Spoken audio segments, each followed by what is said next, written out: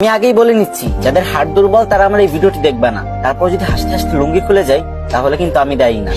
একটা লোক বিয়ে করলো, অনেকদিন হয়ে গেছে, কিন্তু তাদের বাচ্চা হচ্ছিল না। তাই সে এক ফকির বাবার কাছে গেল দোয়া চাইতে। তখন ফকির বাবা বলল, যা তোকে দোয়া করে দিলাম, খুব তাড়াতাড়ি তোদের সন্তান হবে। তারপর 1 বছর পরে লোকটির একটা মেয়ে সন্তান হলো। তখন লোকটি খুশিতে আত্মহারা হয়ে গেল আর মেয়ের নাম করার জন্য তাড়াতাড়ি ফকির বাবার কাছে চলে গেল।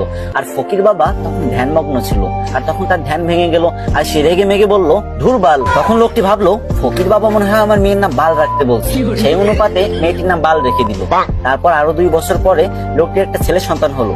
তারপর লোকটা খুশিতে ফকির বাবার কাছে চলে গেল ছেলেটির নামকরণ করতে। কিন্তু এবারও ফকির বাবার ধ্যান ভাঙার কারণে ফকির বাবা বিরক্ত হয়ে বলে উঠলো, ধুর চ্যাট। তখন লোকটি ভাবলো, ফকির বাবা মনে হয় আমার ছেলের নাম চ্যাট রাখতে বলছে, তাই সেই অনুপাতে ছেলের নাম চ্যাট রেখে দিল। তারপর আবার কিছুদিন পরে লোকটির একটি ছাগলের বাচ্চা হলো, আর সেই লোকটি ছাগলের বাচ্চা নামকরণ করার জন্য ফকির বাবার কাছে চলে গেল। কিন্তু তখন ফকির বাবা একদমই ধ্যানমগ্ন ছিলেন না, আর যখন দেখলো ছাগলের নামকরণ করার জন্য তার কাছে আসছে, তখন সে প্রচন্ড রেগে গেল আর বলল, তুই একটা ছাগলের নামকরণ করার জন্য আমার কাছে আইসোস, যা তো ছাগলের বাচ্চার নাম পুটকি রেখে দিল। তারপর ছাগলের বাচ্চার নাম পুটকি রেখে দিল। তারপর ছেলে মেয়ে বড় হলো। তারপর লোকটি তার মেয়ের জন্য বিয়ে ঠিক করলো। কিন্তু যখন মেয়েটির জামাই বিয়ে বাড়িতে পা রাখলো, তখন সবাই চিৎকার করে বলতে লাগলো, এই বালের জামাই আইছে, বালের জামাই আইছে, তাড়াতাড়ি ওরা বরণ কর, আমার বালের জামাই আইছে। এই শুনে তো জামাই রেগে মেগে বিয়ে করবে না বলে বাড়ির দিকে রওনা হলো। তখন শ্বশুর সামনে এসে বলল, বাবা তুমি রাগ করো না গো, তুমি তো আমার চ্যাটের মতোই।